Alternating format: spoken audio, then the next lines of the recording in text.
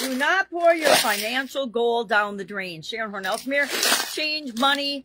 When we think of the idiom, the expression to pour something down the drain or something going down the drain, it's a wasted resource. Something my dad used to always say, I just remembered this now, that having a boat was just like pouring your money right into the water. You might as well just go down to the river and throw your money into the river if you're going to own a boat. And so we seldom had boats throughout our lifetime, but he didn't believe in boats because they were just an unnecessary expense in his estimation. And I would tend to agree, unless, you know, you love being on the water, which I like being on the water, so I actually like boats. And he had boats. Don't get me wrong, he had pontoon boats that the family would all go out on and things like that. So our idiom for Supersize Your Business today, Sharon Horne-Ellstrom here, welcome today, 2121. It's a lot of episodes, isn't it? But it's my way of documenting my journey for other people to learn from, because guess what? I've learned over the years that it's a lot easier to learn from others' mistakes than figuring out how to make all the mistakes on my own.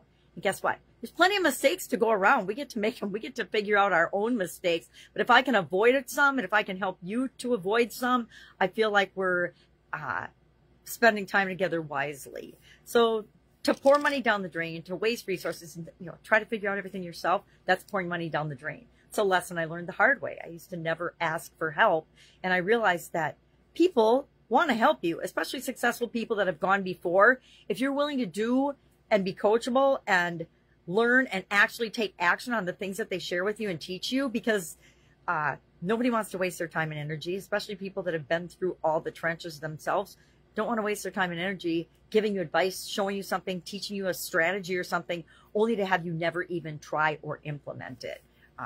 Lots of coaches get frustrated because so many people don't do their program. But the truth is, only 3% of people are really ambitious and will take self-starter action. And it seems like every coach and every person on the planet is looking for the same 3% of people. It's the same 3% of the world.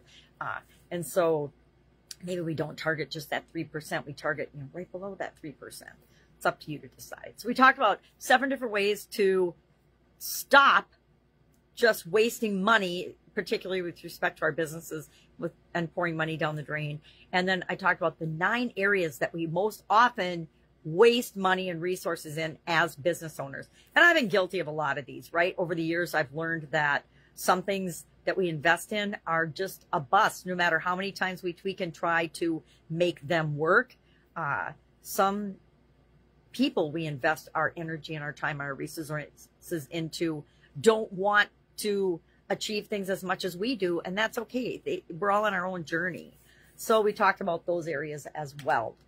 You can catch that in Supersize Your Business, one of my pages on Facebook for free.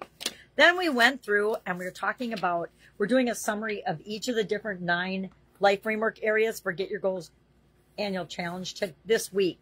We started last weekend and we're going through this coming weekend because there's 9 areas, so 7, 8, 9. We needed to use a couple of weekend days on either end. So we're doing 2 weekends, and then during the week, we're talking about each one of these areas and aspects of our life.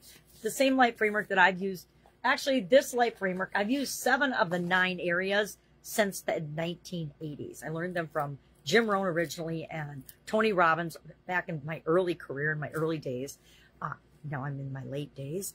In my early days, I had the 7-part framework, and then I added confidence and communication following the pandemic because I needed a little pick-me-up and boost and some things that I wanted to work on.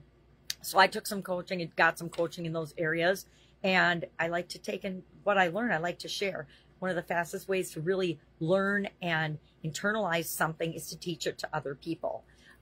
Known that for a long time, but thank you, Steve Larson. If you know who Steve Larson is from ClickFunnels, he's not in ClickFunnels anymore. He's the OfferMind guy. I call him the offer guy. I've known him for years now, since I came online as part of ClickFunnels. He was with ClickFunnels when I was in the certification program back in 2017.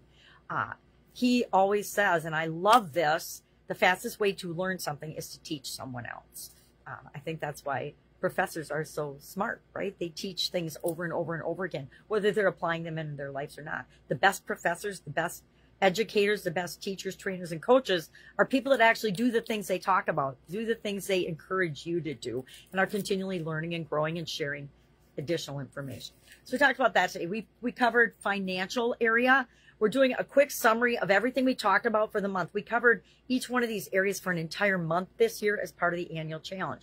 And so in June, we talked about every day a financial topic. We did the SOAP framework. We do that every month. And we do our 7-step goal getting process that we identified in January. We spent the whole month of January looking at different frameworks and all kinds of things around the whole area and topic of goals and goal setting. And we looked at different frameworks, and then we picked and chose pieces that we liked the best from them and made them our own process that we applied now to each of the different areas of the life framework.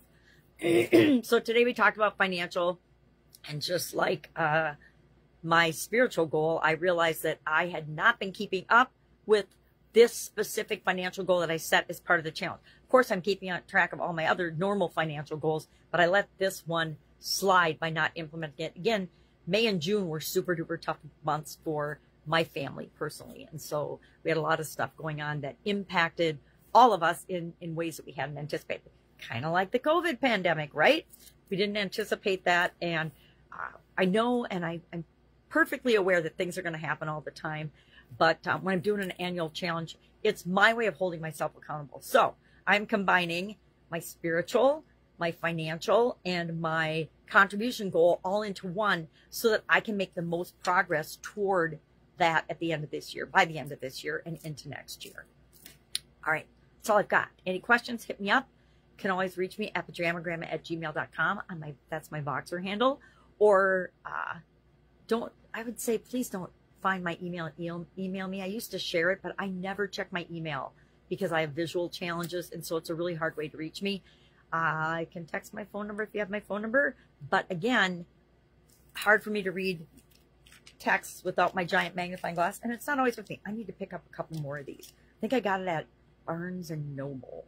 Actually, this one was a gift from my great niece from Barnes & Noble because she's just sweet. She's like, Aunt Sherry can't see. Let's give her this giant magnifying glass. It helps a little, right? It makes it so I can at least kind of decipher my notes that I've written the day before. All right, that's it. If I can help you in any way, hit me up and please ask. Don't be like me, just ask. And I'll, of course, be with you tomorrow. Have an awesome day.